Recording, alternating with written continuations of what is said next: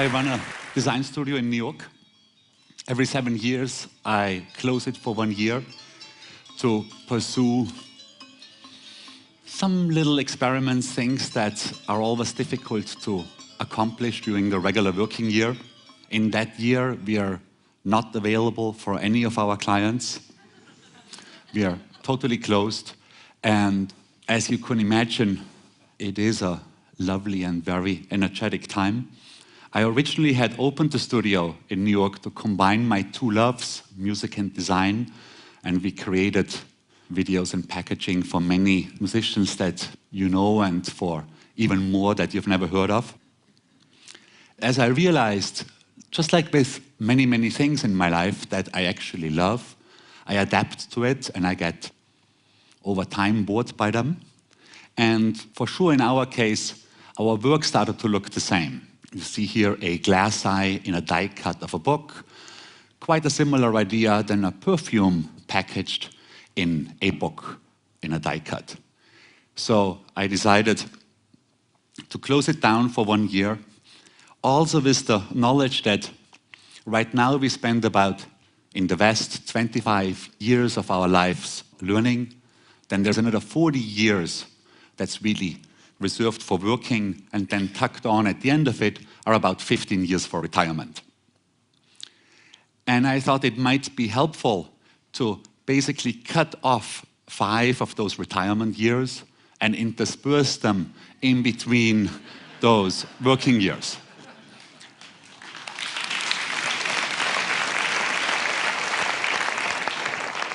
That's clearly enjoyable for myself, but probably even more important is that the work that comes out of these years flows back into the company and into society at large, rather than just, benefiting a grandchild or two.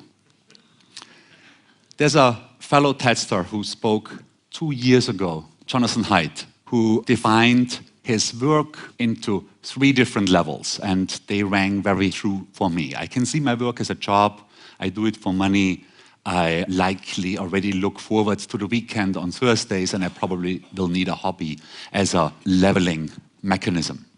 In a career, I'm definitely more engaged, but at the same time, there will be periods when I think, is all that really hard work really worth my while? While in the third one, in the calling, very much likely I would do it also if I wouldn't be financially compensated for it.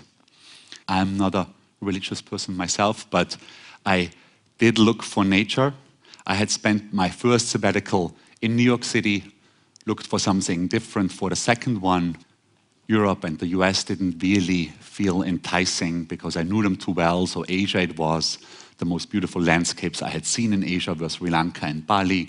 Sri Lanka still had the civil war going on. So Bali it was. It's a wonderful, very craft-oriented society. I arrived there in September 2008 and pretty much started to work right away. There is wonderful inspiration coming from the area itself. However, the first thing that I needed was mosquito repellent typography because they were definitely around heavily. And then I needed some sort of way to be able to get back to all the wild dogs that surround my house and attacked me during my morning walks. So we created this series of 99 portraits on t-shirts, every single dog on one t-shirt, as a little retaliation with a just ever so slightly menacing message on the back of the shirt. Just before I left New York, I decided I could actually renovate my studio and then just leave it all to them and I don't have to do anything. So I looked for furniture and it turned out that all the furniture that I really liked, I couldn't afford, and all the stuff I could afford, I didn't like. So one of the things that we pursued in Bali was pieces of furniture. This one, of course, still works with the wild dogs. It's not quite finished yet, and I think by the time this lamp came about, I had finally made peace with those dogs. Then there is a coffee table. I also needed a coffee table. It's called Be Here Now. It includes 330 compasses, and we had custom espresso cups made that hide a magnet inside and makes those compasses go crazy, always centering on them. Then this is a fairly talkative, verbose kind of chair. I also started meditating for the first time in my life in Bali. And at the same time, I'm extremely aware how boring it is to hear about other people's happinesses. So I will not really go too far into it. Many of you will know this TED star, Danny Gilbert, whose book, actually, I got it through the TED Book Club. And I think it took me 4 years to finally read it while on sabbatical. And I was pleased to see that he actually wrote the book while he was in sabbatical. And I'll show you a couple of people that did well by pursuing sabbaticals. This is Ferran Adrià. Many people think he is right now the best chef in the world with his restaurant north of Barcelona, Il Bulli. His restaurant is open 7 months every year. He closes it down for 5 months to experiment with a full kitchen staff. His latest numbers are fairly impressive. He can seat throughout a year, so he can seat 8,000 people, and he has 2.2 million requests for reservations. If I look at my cycle, 7 years, 1 year sabbatical, it's 12.5% of my time. And if I look at companies that are actually more successful than mine, 3M, since the 1930s, is giving all their engineers 15% to pursue whatever they want. With some good successes, the Scotch tape came out of this program, as well as Art Fry developed sticky notes from during his personal time for 3M. Google, of course, very famously gives 20% for their software engineers to pursue their own personal projects. Anybody in here has actually ever conducted a sabbatical? Yeah, so that's about 5% of everybody. So I'm not sure if you saw your neighbor putting their hand up, talk to them about if it was successful or not.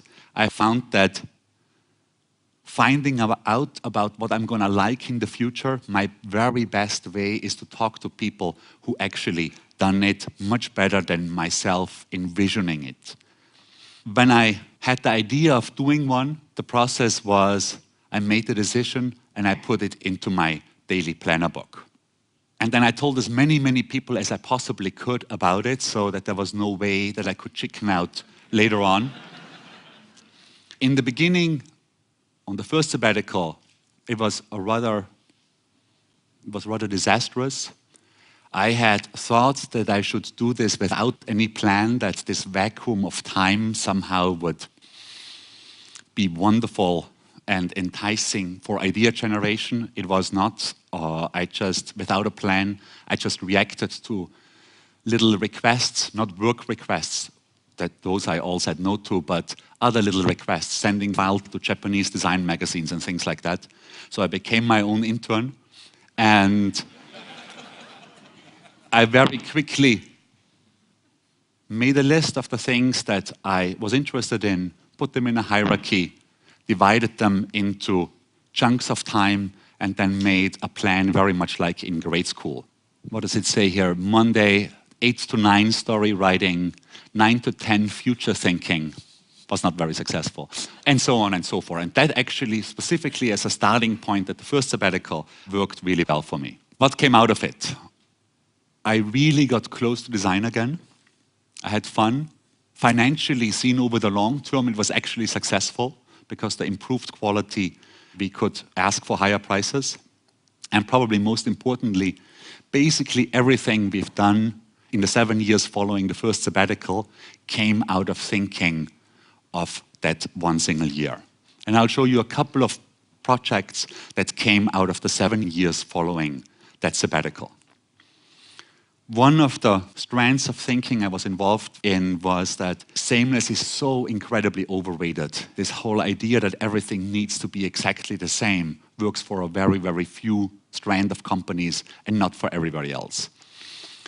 We were asked to design an identity for Casa de Música, the Rem Koolhaas-built music center in Porto, in Portugal.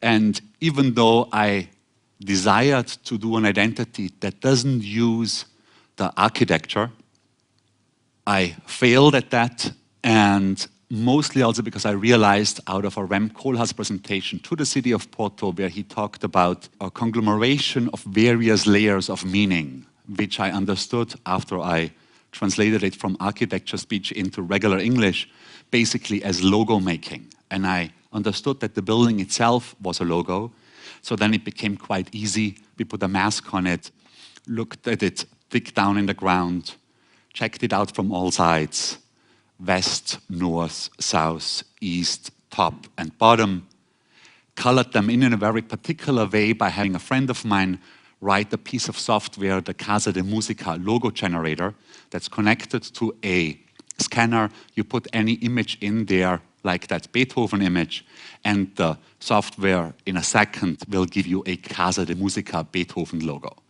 which, when you actually have to design a Beethoven poster, comes in handy because the visual information of the logo and the actual poster is exactly the same, so they will always fit together, also conceptually, of course. If Zappa's music is performed, it gets its own logo, or Philip Glass or Lou Reed or the Chemical Brothers, who all performed there, get their own Casa de Música logo.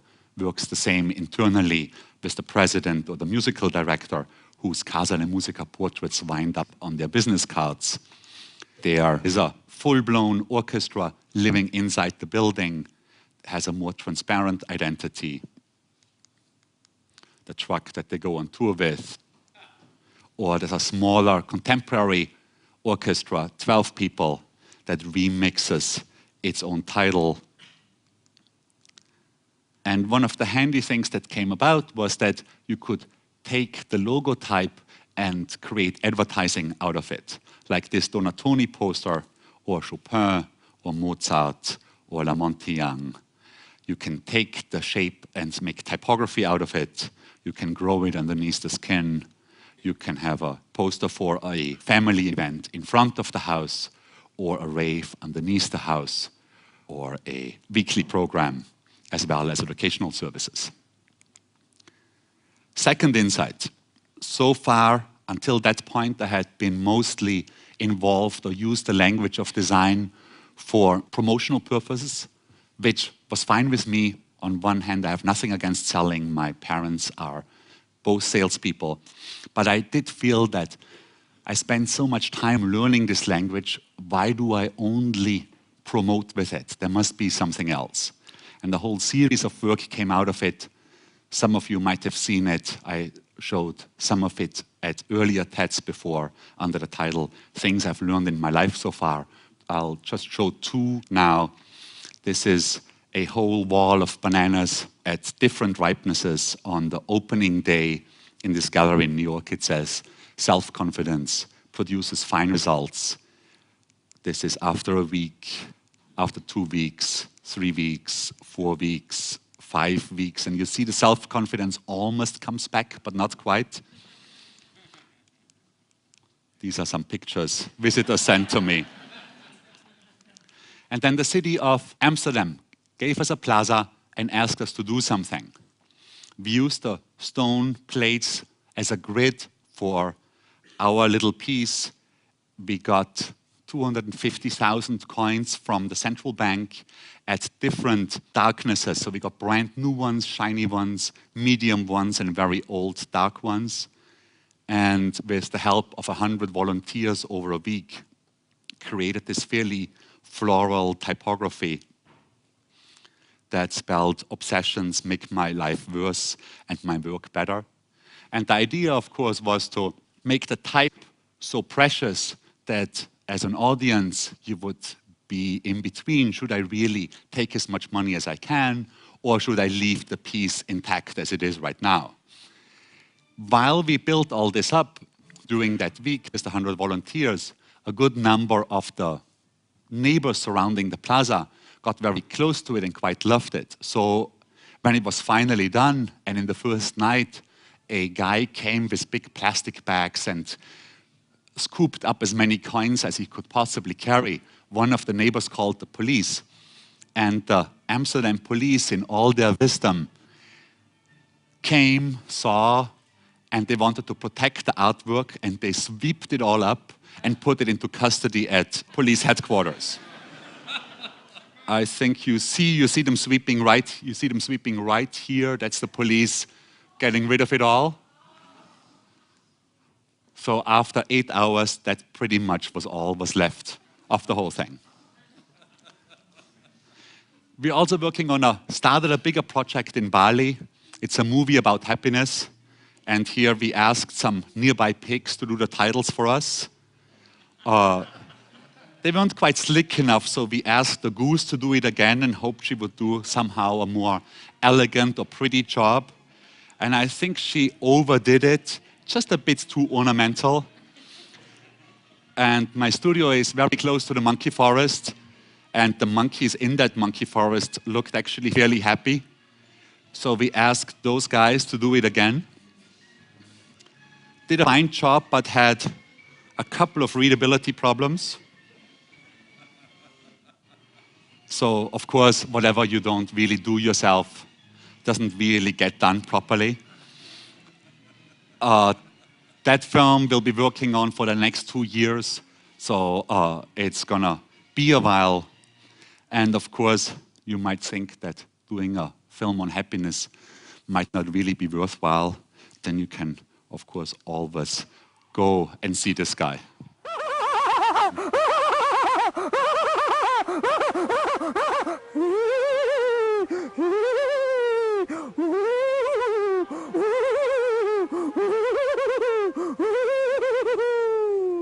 And I am happy, I am relaxed. I am happy, I am relaxed. I am happy, I am relaxed. Boo, boo, boo, boo, boo, boo. Thank you. Thank you.